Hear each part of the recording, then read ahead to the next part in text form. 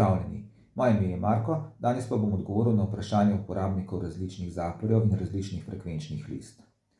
Največ vprašanj se nanaša na uporabnost in učinkovitost zaporjev, ki imajo eno ali več fiksnih frekvenc, če so te frekvence univerzalne in seveda, če so uporabne. Zaporji, ki imajo eno ali več fiksnih frekvenc, imajo večinoma nastavljene frekvence 8 Hz, 500 Hz, 2500 Hz, 30.000 Hz in 32.000 Hz. O sami ustreznosti, uporabnosti, učinkovitosti teh zaporjev mi ne moremo komentirati, ker to ni naše poslanstvo. Vendar pa po naših spoznanjih in glede na raziskave medicinske ekipe, ki dela na projektu ETDFL v Berlinu, univerzalne frekvence, ki bi na vse mikroorganizme, na vse viruse, bakterije, na vse plesni organe v človeškem telesu vplivale enako, ne obstajajo. Zagotovo je pa vsaka frekvenca za nekaj dobra, vendar pa to raziskovanje prepuščamo uporabnikom. Druga vprašanja, ki jih dobivamo, so v zvezi z uporabnostjo različnih frekvenčnih list. Ena od frekvenčnih list, ki jo vsi dobro poznamo, je frekvenčna lista dr. Hulde Clark. Znanstvenica dr. Hulda Clark je naredila ogromno na področju raziskav in uporabi frekvenc. Njen seznam frekvenc je zelo uporaben na napravah, ki so za to frekvenčno listo razvite. Ti zaporji se imenujejo varizapor, sinkrozap in podobno, uporabljajo pa se po protokolu 7 minut aktivno, 20 minut pavze in tako 3-krat zapored. Frekvence se v nadaljevanju za različna bolezenska stanja, za različna slaba počutja dokupujejo na različnih SD in SIM karticah. Tudi v tem primeru učinkovitosti uporabnosti naprav mi ne bomo komentirali, lahko pa rečemo, da je izbira frekvenc na teh aparatih proti našemu aparatu Zapor Pro izjemno skromna.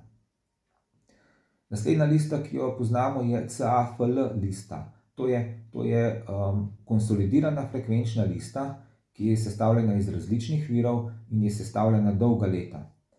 Za to frekvenčno listo narejenih ogromno raziskav, ogromno preizkusov, testov, terapij v različnih zdravstvenih ustanovah, ki se ukvarjajo s frekvencami po vsem svetu. Ta lista se danes ne posodablja več in je že kar malo zastarela, gre pa za to, da ima tudi za določena bolezenska stanja navedenih tudi do 30 različnih frekvenc.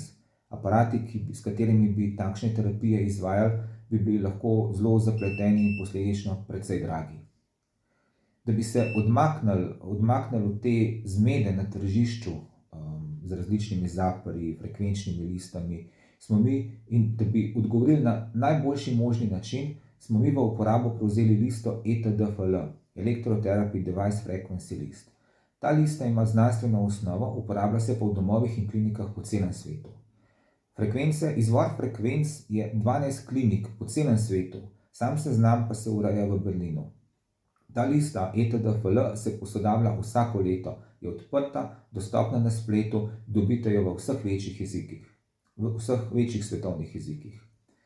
Da bi to listo približali tudi našim uporabnikom, slovenskemu uporabniku, smo naredili prevod v slovenski jezik in podrobneje obrazložili tudi določena stanja v sami listi. Obenem smo vse frekvence iz enote kilohertz, ki je na originalni listi, pretvorili v herce, tako da so v bistvu te frekvence že vse pripravljene za neposreden vnos v aparat Zapor Pro.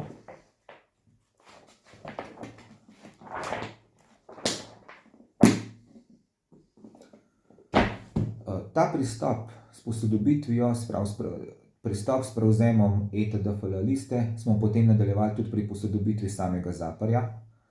Ustvarjali smo novo podobo z namenom, da bo še bolj prepoznaven in prijazen za njegove uporabnike. V istem slogu smo mi tudi prenovili in posodobili našo spletno stran, dodali nove vsebine in tudi njo uskladili z željami naših uporabnikov. Markus Zapor Pro je aparat slovenskega porekla, izdelan je na principu analogne tehnologije, praktično neomejenimi možnostmi programiranja, uporabe različnih elektrod in tako naprej. Zapor Pro nam svojim širokim izborom frekvenc omogoča celostno obravnavo človeka. Kot že ves čas poudarjamo, je naše poslanstvo predvsem prenašanje znanja zadnjih 100 let dela in raziskav s frekvencami skupaj z aparatom, ki je nadgradnja vseh dozdajšnjih aparatov. Tokrat zdaj tudi prvič slovensko izdajo ETDFL, ki jo kot e-knjigo lahko dobite tudi brezplačno na naši spletni strani zaporpro.si. Hvala lepa.